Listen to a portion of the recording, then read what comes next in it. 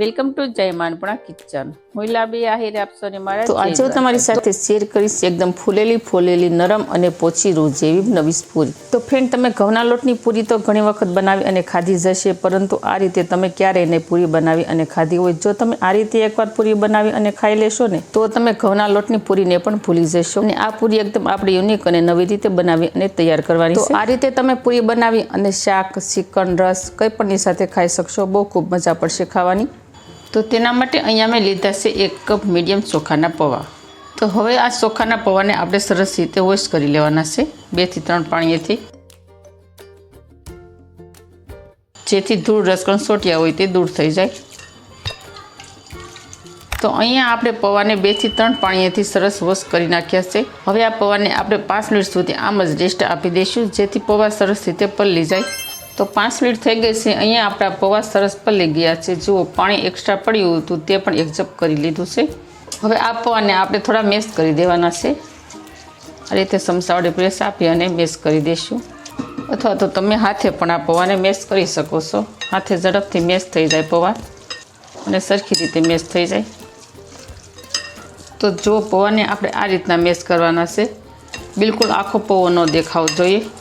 તો પૌવાને આપણે સરસ રીતે મેશ કરી નાખ્યા છે. ત્યારબાદ લઈ લઈશું આપણે 2 નંગ બટાકા. બટાકાને બોઇલ કરી નાખ્યા છે. બટાકા કાચા નહીં લેવાના, બોઇલ કરીને લેવાના, મતલબ બાફીને લેવાના. હવે બટાકાને આપણે ખમણી વડે ખમણી અને એડ કરવાના છે. આપણે ટુકડા કરીને નથી એડ કરવાના, જેથી ગોળીનો ભાગ ન રહે. તેથી આપણે ખમણીમાં ખમણી અને બટાકા મેશ કરવાના છે. તો અહીંયા આપણે બટાકાને સરસ રીતે ખમણી વડે ખમણી નાખ્યા છે. હવે આને આપણે ચમચા વડે મેશ કરી દઈશું. તમારે જો ચમચા વડે મેશ ન કરવા હોય તો હાથ વડે પણ મેશ કરી શકો છો. તો અહીંયા આપણે પૌવા અને બટાકાને સરસ રીતે મેશ કરી નાખ્યા છે. ત્યારબાદ આપણે લઈ લઈશું બાઇન્ડિંગ માટે રોટલીનો ઘઉંનો ઝીણો લોટ. તો ઘઉંના લોટનું મેઝરમેન્ટ આપણે 1 વાટકી જેટલું રાખી, થોડી મેં મોટી લીધી છે. ઘઉંના લોટને આપણે બાઉલમાં એડ કરી દઈશું. તો 2 બટાકા અત્યારે મેં એડ કર્યા છે. તો તમારે જો 2 બટાકા એડ ન કરવા હોય તો તમારે તેની સામે ઘઉંના લોટનું પ્રમાણ વધારી દેવાનું અને બટાકું એક જ લેવાનું. તો હવે આપણે થોડા મસાલા લઈ લઈશું. તો સૌથી પહેલાં આપણે લઈ લઈશું કસૂરી મેથી. કસૂરી મેથીને આપણે હંમેશા હાથ વડે મસળી અને ત્યારબાદ જ એડ કરવાની, જેથી એકદમ ઝીણો પાવડર જેવું થઈ જાય. જો આ રીતે આપણે મસળી અને એડ કરીશું. ત્યારબાદ લઈ લઈશું આપણે કલોંજી. જો તમારી પાસે કલોંજી ન હોય તો તમે કાળા તલ પણ લઈ શકો છો. ત્યારબાદ આવશે 1 ચમચી જેટલા ચીલી ફ્લેક્સ. ચીલી ફ્લેક્સથી પણ બહુ સરસ ટેસ્ટ આવે છે. ત્યારબાદ આપણે લઈ લઈશું 1 ચમચી જેટલો વરિયાળીનો ભૂકો. થોડા લીલા ધાણા એડ કરી દઈશું. સ્વાદ અનુસાર મીઠું એડ કરી દઈશું. 1 ચમચી લઈ લઈશું આપણે ધાણા જીરું પાવડર. 1/2 ચમચી હળદર પાવડર. 1/2 ચમચી લેગ્યુરેલ લાલ મરચું પાવડર. 5 ચમચી હિંગ લઈ લઈશું, પસવામાં સરળ પડે. તો હવે આ લોટની અંદર આપણે બિલકુલ પાણીનો યુઝ કર્યા વગર આપણે પહેલાં લોટ મિક્સ કરી દેવાનો છે. ત્યારબાદ આગળ પાણીની જરૂર પડશે તો આપણે થોડું એડ કરી દઈશું. તો લોટને મિક્સ કરી દીધા બાદ આપણે લાગે કે થોડો લોટ ડ્રાય છે તો આપણે 1/2 ચમચી જેટલું પાણી એડ કરી દેવાનું અને સરસ રીતે આપણે રોટલીનો લોટ જેવો આપણે બાંધીએ છીએ એવો લોટ આપણે બાંધી અને તૈયાર કરવાનો છે. તો જો અહીંયા આપણે સરસ રીતે લોટને મસળી અને લોટ બાંધી દીધો છે અને મારે 1 ચમચી જેટલું પાણીની જરૂર પડી છે. હવે આપણે ઉપરથી થોડું તેલ એડ કરી દઈશું અને સરખી રીતે મસળી લઈશું.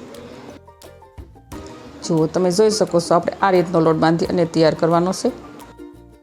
તો અહીંયા આપણે સરસ મજાનો લોટ બાંધી અને તૈયાર કરી નાખ્યો છે અને મેં સાઈડમાં તેલ પણ ગરમ થવા માટે રાખી દીધું છે. હવે આ લોટમાંથી આપણે પૂરી વણી અને તૈયાર કરવાની છે. તો અટામણ માટે મેં લીધો છે રોટલીનો લોટ. હવે આપણે પૂરીની સાઈઝનો લોયો તોડી નાખીશું. આ પૂરીને આપણે હાથથી વણી અને તૈયાર કરવાની છે, કારણ કે હાથથી વણેલી પૂરી બહુ સરસ થાય છે. અને આ પૂરી તો આપણે એકદમ નવી જ રીતે બનાવી છે, એટલે આને તો આપણે હાથથી જ બનાવવાની. હવે આ લોટના ગોયણાને આપણે અટામણમાં રગદોળી નાખીશું.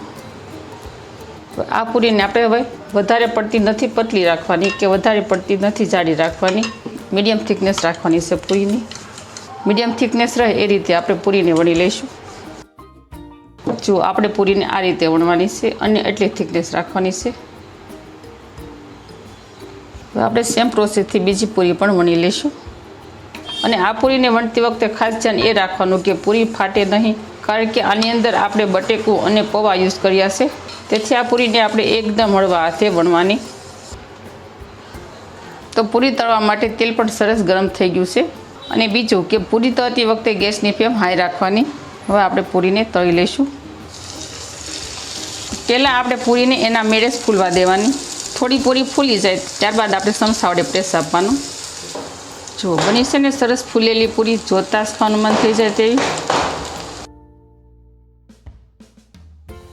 તો તમે પણ આ રીતે સરસ મજાની નવી નવી પૂરી બનાવજો. બહુ સરસ રસ સાથે ખાવાની મજા પડે છે. કારણ કે અત્યારે કેરીની સિઝન છે એટલે બહુ સરસ રસ અને પૂરી ખાવાની મજા પડે. જો બિલકુલ ઓઇલ નહીં રહે પૂરીમાં. તો સેમ પ્રોસેસથી આપણે બીજી પૂરી પણ તળી લઈશું.